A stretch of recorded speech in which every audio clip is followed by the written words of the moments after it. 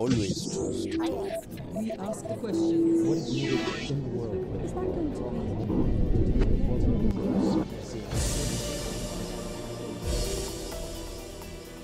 be? It's been described as an earthquake.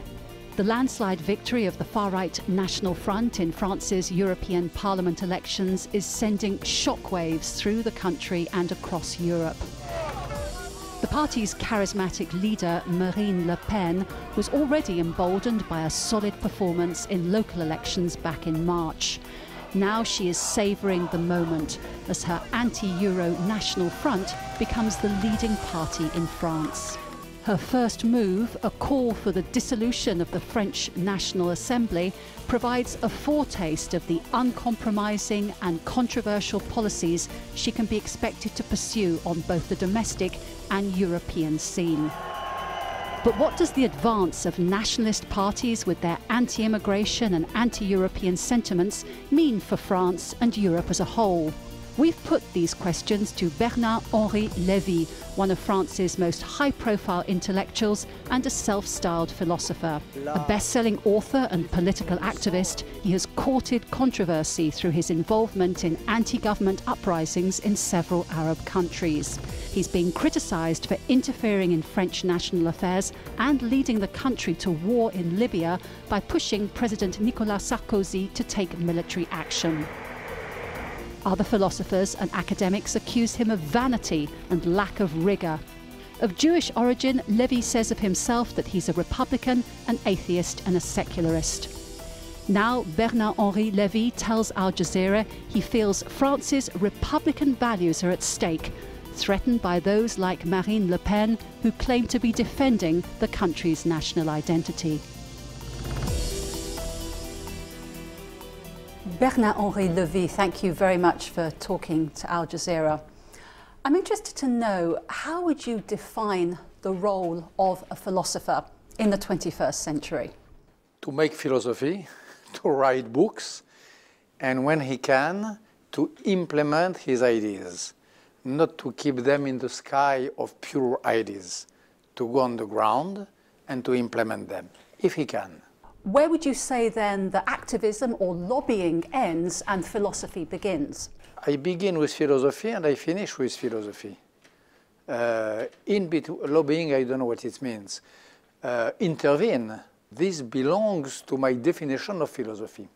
I am an activist philosopher. For me, I remain in my role of philosopher or writer when I go to Tripoli or to Benghazi to help the revolutionary movement against Gaddafi, or when I go in Kiev on the Maidan to address the people of Maidan. I keep rolling my way of doing philosophy. If we could talk then about values and political values here in France. We've seen the victory of the far-right National Front led by Marine Le Pen. How do you explain that vote? Do you think it's merely a protest vote? People are dissatisfied with President François Hollande? Or is there something more fundamental there? I think it is more fundamental. I think that it is too easy to say that these voters are abused, gentle voters abused by a bad Marine Le Pen, by a bad witch. No, this is not true. The voters know what they do. In France, I know my country. Those who vote for Marine Le Pen know exactly who she is. They know that when she goes to Vienna, she dances with neo-Nazis. They know that she has in her party some people nostalgic of Hitlerism. I published in my magazine, my quarterly, La Règle du Jeu, a series of portraits, of profiles, of candidates to the last election, and all of them had very bad things in their track record. Corruption, transporting some weapons in their trunk or car, neo-Nazis, activism, and so on. So this is the party of Marine Le Pen. There is Marine Le Pen on one side who tries to be politically correct. People behind are completely incorrect, and voters know that. So what are you saying? Are you saying then that there is a strong fascistic element here in France and that Marine Le Pen is merely giving expression to that? That there is, yes. a sort of fascist ground which can be more or less thick in this country. Sometimes the mud is very low, and sometimes it's a little higher. We had time in our history, at the time of the Dreyfus affair, half of the France was devoted to this pre-fascist ideology in the beginning of 20th century, Dreyfus affair. In the time of Pétain, when France was under occupation, 80% of France was happy to go to embrace the ideology of Marshal Pétain, not only because they were weak and forced by Hitler. No, they wished that. Today, we are not at this point, far from that, but there is probably, yes, 15, 20% of French people who vote for a neo-fascist or crypto-fascist party, knowing what they do, yes, on purpose. Now, Marine Le Pen, as you said, has been trying to give this appearance that she's more mainstream, but from what you're saying, it sounds as though you don't believe that there's actually any fundamental change at all from when her father, Jean-Marie Le Pen, ran the party. I think that the DNA is the same. The track record of 50 of the candidates of Marine Le Pen, those 50, all of them are really dirty people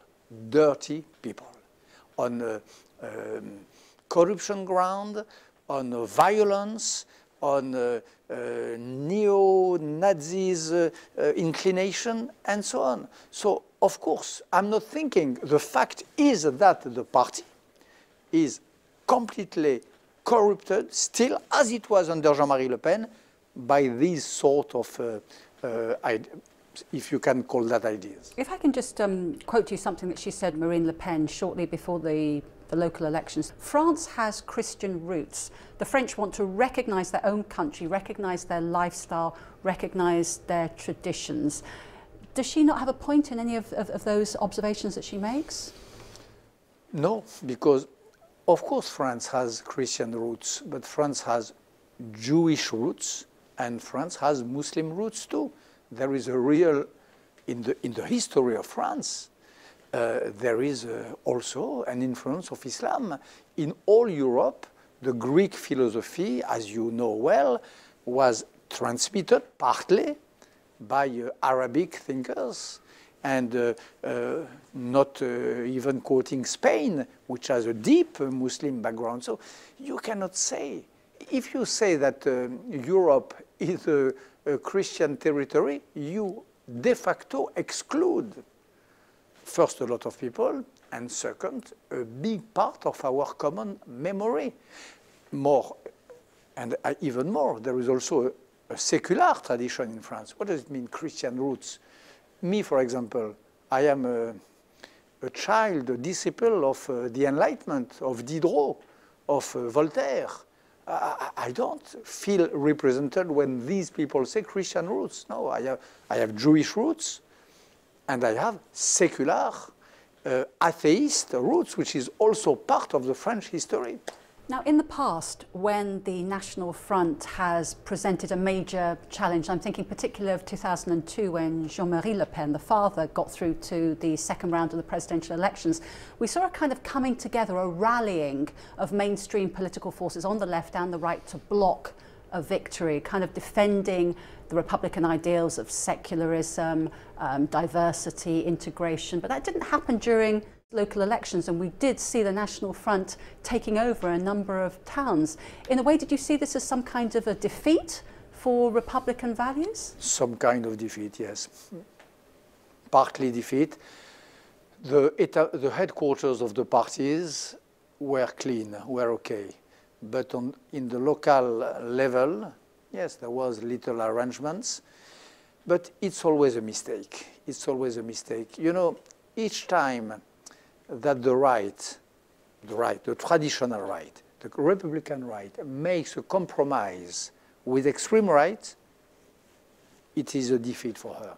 Extreme right wins always when the right tries to make a compromise. And when the left tries to play with the fire of extreme right, which happens also, it's always at her expense. of the left. And of course, one of those topics that they tend to focus on is the topic of immigration. I mean, France has followed this formula whereby immigrants should integrate, should espouse the values of the French Republic, whereas other countries have tried different techniques. For example, in the United Kingdom, there's more an idea of multiculturalism. Do you think it's time for Europe as a whole to look at the way in which it deals with immigration? No, I think it's time to mix the two models, integration and I am a Republican. I believe that immigrants have to share the general ground of values which makes French Republic. On the other side, you cannot compel anyone to change his mind, to convert to something else. You know, so the real model is in between. In the public space, as far as the public world is concerned, 100% integration. As far as the private life is concerned, the faith of everyone, the customs of everyone have to be respected. This is the way a proper country has to deal with immigration. When it comes to immigration, though, is there an argument at all that in some cases the migrant community itself bears a responsibility for how people feel about it? For example, demanding halal food in school canteens? In France, the school is a Republican institution. So I believe that the food must be same for all. Then you have private schools, which are sponsored by the state for Jewish worshippers, for Muslim worshippers, and so on. You have this possibility in France, but there is a law which is that in the public space, you cannot come with a burqa, you cannot, this example. If we could come on now to the subject of the controversial French comedian Mbala Dieudonné. Some people might say he's not a comedian, but again, Manuel Valls, when he was previously Interior Minister, used the route of the courts to actually silence Dieudonné and prevent him from going on tour with his shows. Do you feel that that course of action was justified? Yeah. Manuel Valls was absolutely... Because he is no longer a comedian. He is no longer a comedian. He is now a racist and anti-Semitic activist. And those who bought some tickets to go and see him in the city of Nantes knew again that they were going to attend a fascist meeting. Well, I was outside that theatre and talked to some of the people, and they said, we're not fascists. He's anti-establishment. He's provocative. He's maybe. When he asked, liberate Fofana. I don't know. He's not just a comedian. You know who is Fofana? Yes, I do. Fofana is the chief of the gang of the barbares, le gang des barbares. Who was accused of instigating Not the accused. murder. No. Not accused. Convicted. He's convicted, and he's in jail for a very long term for having kidnapped, tortured to death, and killed a young Jew because he was Jew, Ilan Halimi. One of the claims of Mbala in this meeting was the liberation of Fofana. So the people who come to see him cannot say that they are not just coming to see an anti-establishment guy. They know that they are going to see a man who is campaigning for the liberation of a big criminal, a big sort of monster. They know that. Nevertheless, are we not starting to get onto dangerous territory now where politicians decide who has a right to speak and who doesn't? No, it is not politicians. It was Conseil Constitutionnel, the highest institution of the French Republic. There is an... But hold on, a lower court first of all said that the show could go ahead, and then Manuel Valls intervened and the higher courts... No. Manuel Valls did not intervene. The higher court is the higher court... Was seized by Manuel Valls. As it has to be in French Republic, but their expression is completely free, they are independent, they are sovereign, and they said that this meeting could not take place. in France, there should be an absolute freedom of speech, absolute, except when call to murder, racism, and anti-Semitism is concerned. It is the only limit. There is one limit to freedom of speech, which is this one.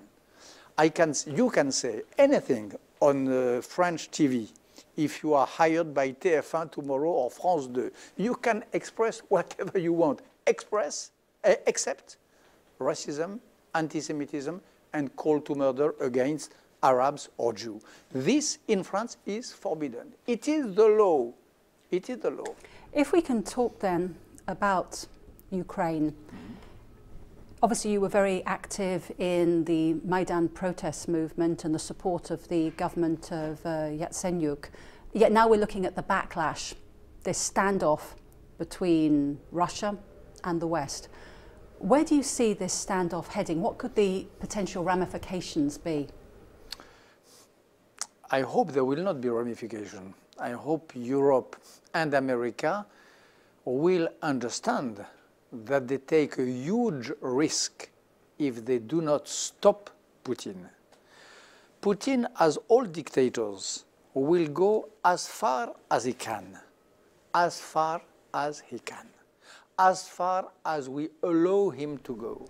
But hold on, Putin would argue that what happened in Crimea was actually just a case of self-determination. He would say that people wanted to join Russia, they voted to join Russia, and there have already been the precedents of Bosnia and Kosovo. Doesn't he have a point? No. Kosovo is completely different.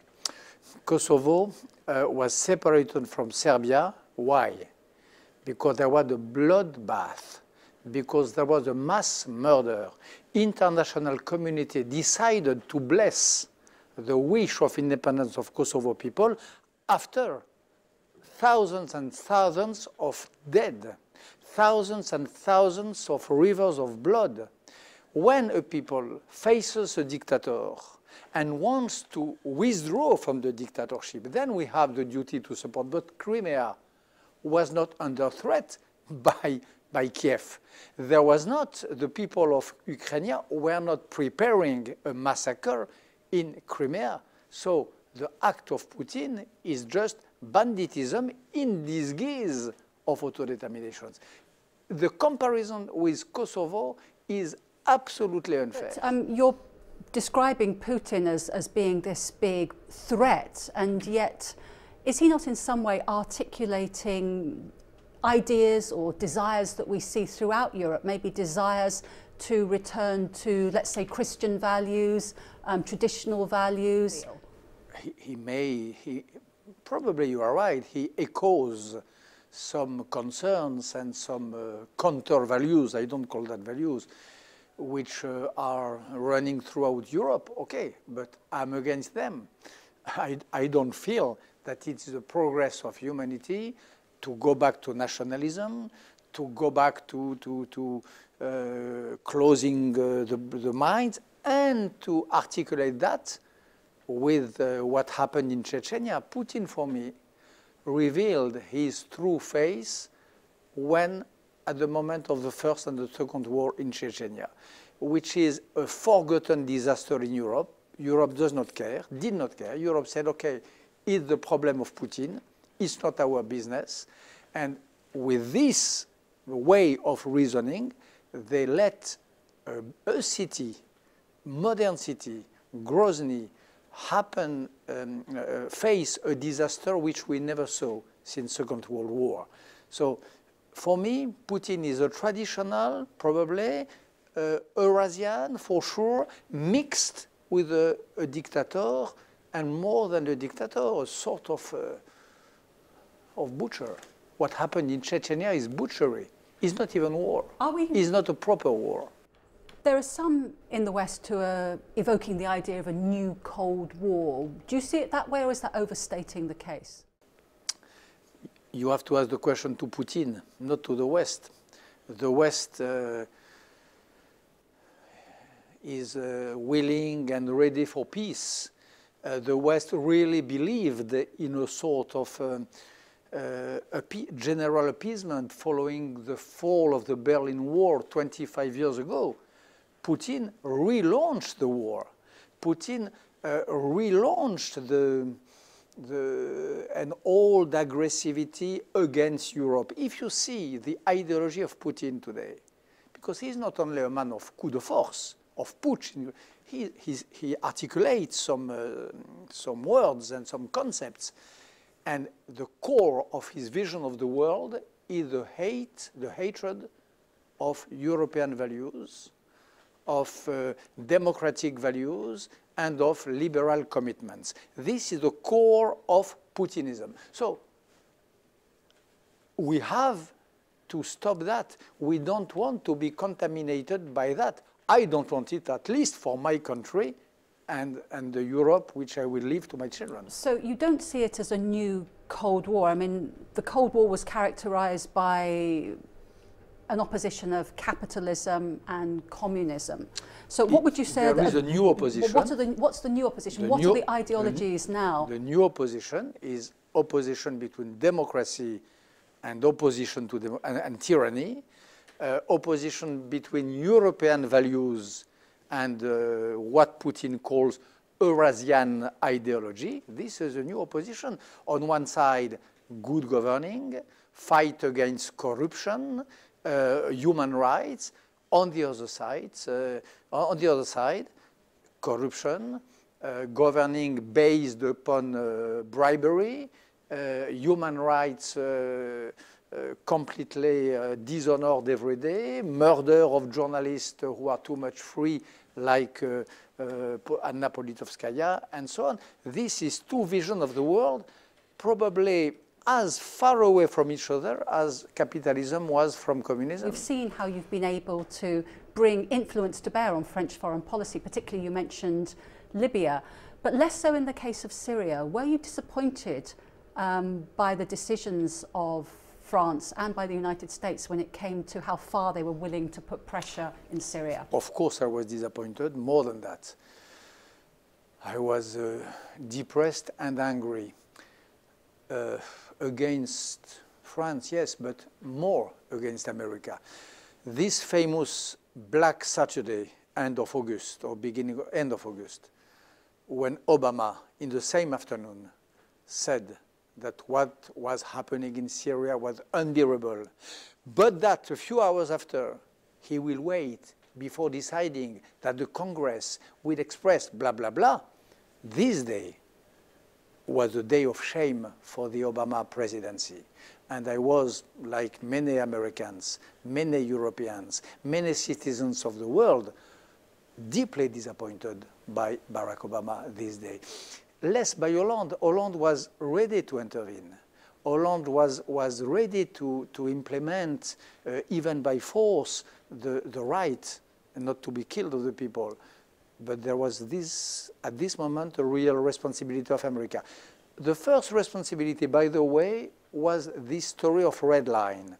When Obama said that the use of chemical weapons was the red line, it was a very bad day, because it meant that till chemical weapons, it's okay. You can kill as many Syrian people as you wish, as far as it is not, as long as it is not by chemical weapons.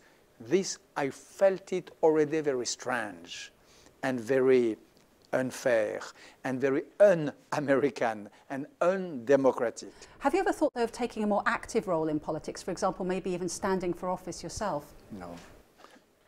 One reason is that I would be unable. But number two, more important, I think that I do more in my position than if I were in charge. I'm not sure that if I had been under minister of this or that, I could have brought to François Hollande Petro Poroshenko, the next president of Ukraine. I'm not sure that I could have convinced Nicolas Sarkozy during the war in Libya to send weapons to Misrata or to open a new front in the Jebel Nafousa if I had been in his government. To be free is my way probably of being efficient and to be useful to my fellow humans. Thank you very much for talking to Al Jazeera. Thank you.